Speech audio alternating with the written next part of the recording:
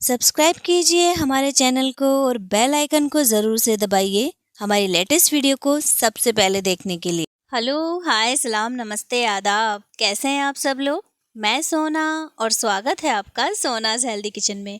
तो आज की इस वीडियो को देखकर आप चौंक जाने वाले हैं कि किस तरीके की मैं आज ये वीडियो लेकर आई हूँ। इसमें ना हमारे इंडियन कल्चर की भरपूर झलक दिखाई देती है, क्योंकि कल था बछबारस और इस दिन ना गाय की पूजा की जाती है। और किस तरीके से मैं पहुंच गई हूँ ग्रामीण परिवेश में, जहाँ पर ढेर सारी औरतें इकट्ठी होकर गाय की पूजा कर रही थी, साथ ही साथ बछड़े की। और यहाँ पर ना इस दिन बनाई जाती है मक्के की और बाजरे की रोटी। साथ ही साथ ना कोई सब्जी बिल्कुल काट कर नहीं बनाई जाती। मतलब आमतौर पर ना हम सब्जियों को काट कर बनाते हैं, लेकिन इस दिन ऐसी सब्जी बनाई जाती है जिसे काट कर नहीं बनाया जाता। और बहुत ही लाजवाब सी ये फली की सब्जी बनाई थी, जो मैं आपके साथ में शेयर करने जा रही हूँ। साथ ही साथ चूल्हे पर बनाएंगे हम इस तरीके से मक्के की रोटी और बाजरे की रोटी, और साथ ही साथ ये कड़ी है। और ये फली की सब्जी ना बहुत ज़्यादा लाजवाब थी, क्योंकि इतना ऑथेंटिक तरीके से इसे बनाया गया था। और इस तरीके से देखें, ये भैंस के दूध से जमाया गया दही था, जो कि बहुत ही ज़्यादा गाढ़ा दही था। और इसे खाकर ना आपको मज़ा ही आ जाने वाला है। आप पूरी वीडियो को बिना स्किप के ज़रूर से देखना, क्योंकि इस वीडियो में मैं इन सभी की रेसिपी को आपके साथ में शेयर करने जा रही हूँ। किस तरीके से इस दिन की शुरुआत हुई वो बताती हूँ। कि हम सबसे पहले ना चले गए थे यहाँ पर एक घर में, जहाँ पर गाय थी, क्योंकि ऐसा ही घर इस दिन ढूंढा जाता है जिसमें गाय हो और साथ ही साथ में बछड़ा, मतलब बछड़े वाली गाय जहाँ पर मौजूद हो ना, तो गांव की मोहल्ले की औरतें इकट्ठे होकर वहाँ चली जाती है और उसकी पूजा की जाती है। तो मेरे लिए ना ये सारी चीज़ें एकदम अलग थी, यूनिक थी, क्योंकि मैं इन सभी चीज़ों को पहली बार देख रही थी। मैंने पहले कभी नहीं देखा था अपनी लाइफ में कि किस तरीके से ये पूजा की जाती है। तो मेरी इच्छा हुई कि मैं जाकर उन औरतों के साथ में देखूं। तो पहले तो गाय की पूजा की गई, वहाँ पर ना बेल चढ़ाई गई उनके सर पर। करेलन की बेल इसे बोला जाता है। मैंने काफ़ी ज़्यादा पूछा उन सभी से, और पूछ पूछ के मैंने उनका ना सर ही खाली कर दिया। तो करेलन की बेल होती है, ये चढ़ाई जाती है, दही चढ़ाया जाता है, पानी चढ़ाया जाता है, साथ ही साथ में ना सिंदूर या रोली जिसे बोलते हैं ना, वो इनके सर पर, ललाट पर लगाई जाती है। और इस तरीके से ये जो है तलई की पूजा की जाती है, जो कि गोबर से बनाया जाता है मिट्टी में।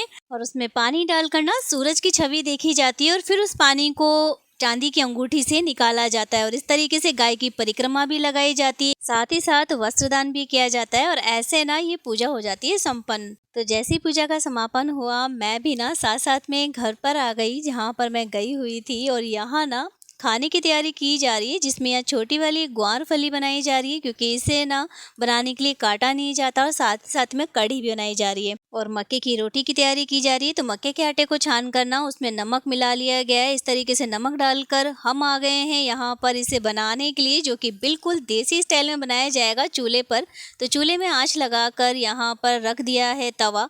और देखिए, नमक को ना अच्छे से मिला लिया है इस आटे में, एक साथ ही मिला लिया है। लेकिन गेहूं के आटे की तरह इस आटे को नहीं लगाया जाता, क्योंकि गेहूं के आटे की तो जितनी रोटियां बनानी होती है ना, सारा का सारा आटा हम एक साथ लगा लेते हैं। लेकिन मक्के की या बाजरे की रोटी जब हम बनाते हैं ना, तो मैंने देखा कि इस तरीके से एक एक चपाती का आटा लगाया जाता है। और आटा लगाने के लिए जो पानी यहाँ पर काम में लिया गया है, वो है थोड़ा सा निवाया, मतलब हल्का सा इसे गर्म कर लिया था। इससे क्या होता है कि आटे में अच्छा सा लोच आ जाता है। और ये आटा थोड़ा सा मोटा पिसवाया हुआ है। इससे जो रोटी है मक्के की बहुत ही कुरकुरी बनकर तैयार होती है। तो हथेलियों से देखें, इस तरीके से ना लोच लगाया जाता है। इससे आटा जो है वो चिकना हो जाता है, और हाथ की मदद से ही इसे बेला जाता है। इसे बेलने के लिए चकला बेलन काम में नहीं लिए जाते। तो बहुत ही मज़ा आया मुझे तो देखकर। और खाने में भी जो इसका टेस्ट था ना, वो लाजवाब था, क्योंकि मैंने तो ना पहले कभी भी इस तरीके से चूल्हे पर बनी हुई रोटियों को नहीं खाया था। तो मेरे लिए तो ये बहुत ज़्यादा यूनिक चीज़ थी। देखना भी, खाना भी बहुत ज़्यादा मज़ा आया। तो देखें, इस तरीके से हाथ से रोटी बेलकर इसे तवे पर डाल दिया था। और एक एक करके जैसे तवे पर जो रोटी सिक जाती थी, उसे इस तरीके से नीचे भी सेका जा रहा था। तो बहुत ही अच्छे से रोटी की सिकाई होती है। और जैसे जैसे आँच थोड़ी कम होती जा रही थी, तो लकड़ी लगाई जा रही थी। साथ ही साथ में गोबर के जो उपले थे ना, वो भी इसमें लगाए जा रहे थे। तो बिल्कुल देसी स्टाइल में बनाया जा रहा था। और ये गोबर के उपले ना बिल्कुल घर में जो ये देखें गाय भैंसें बंधी हुई थी ना, इन्हीं के गोबर से बनाया गया था। तो बहुत ज़्यादा एकदम से नई चीज़ें मुझे देखने को मिल रही थी, नई चीज़ें सीखने को मिल रही थी कि किस तरीके से हमारी भारतीय परंपरा जो है वो आज भी जीवित है। और इस तरीके से देखें ना कि एक-एक करके सारी चपातियाँ जो है, जो रोटी है मक्के की, वो बनती चली जा रही थी। तो बड़ा मज़ा आ रहा था सबके साथ में बैठ के पंचायती करते हुए, ये रोटियों का आनंद लेते हुए। तो देखें जैसे ही काफ़ी सारी रोटियाँ इकट्ठी होने लग गई ना, उसके बाद में हमने इन रोटियों को एक टोकरी जिसे बोलते हैं ना, उसमें इकट्ठा कर लिया और गरमा-गरम ही लेकर पहुँच गए थे घर पर। और घर पर जाते ही इस पर लगाया गया गरमा-गरम रोटी पर ही देशी घी, जो कि बिल्कुल खोद-खोद कर लगाया गया ताकि अंदर तक इसमें घी पहुंच जाए। इससे ये रोटी का स्वाद काफ़ी अच्छा लगता है। तो मुझे तो ना मक्के की रोटी ज़्यादा पसंद आती है, इसलिए मैं फटाफट से ये लेकर भागी चली आई। और वहाँ अभी चूल्हे पर बाजरे की रोटी बन रही है, जो कि सेम इसी तरीके से बनेगी। तो जब वो सिकेगी तो वो भी आ जाएगी। जब तक हम फली की सब्ज़ी बनाने की तैयारी कर लेते हैं, तो यहाँ पर ना इमाम दस्ते में डाल लिया है लहसुन की कलियों को, साथ ही साथ हरी मिर्ची, सूखी वाली लाल मिर्च, धनिया और लाल मिर्च का पाउडर। और इन सभी को अच्छे से महीन कूटने के बाद में ना पानी मिला के इसे अच्छे से इसी में मिला लिया था। दूसरा बर्तन हमने नहीं करा।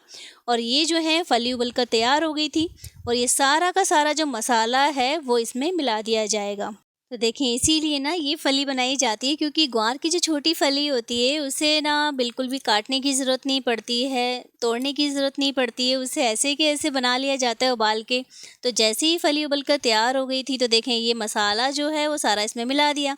ऊपर से इसमें नमक डाल दिया, उबालने के दौरान भी डाला था, लेकिन थोड़ा बहुत जो मसाला हमने ऐड किया है ना, इसके चलते थोड़ा सा नमक इसमें और डाल दिया। लेकिन इसको और ज़्यादा मज़ेदार बनाने के लिए ना हम इसमें लगाने वाले हैं छौंकन। तो छौंकन लगाने के लिए यहाँ पर हम देशी घी को काम में ले रहे हैं, साथ ही साथ यहाँ पर सुलगाया हुआ है कोयला, क्योंकि कोयले से हम इसमें धुनी भी देने वाले हैं। तो घी यहाँ पर ना गर्म हो गया, उसके बाद में इसमें जीरा डाल दिया, हींग डाल दी। आप चाहें तो इसकी जगह तेल को भी काम में ले सकते हैं। और इस गर्मा गर्म छौंकन को डाल दिया है फली पे, और इससे इसका स्वाद जो है बहुत ही ज़्यादा लाजवाब हो जाता है। लेकिन इसको और ज़्यादा अच्छा बनाने के लिए ना यहाँ पर हम देने वाले हैं गर्मा गर्म कोयले से धुनी। तो दिया रख दिया है यहाँ पर, आप किसी फॉइल पेपर से भी कटोरी बनाकर रख सकते हैं, या कोई स्टील की कटोरी भी आप रख सकते हैं।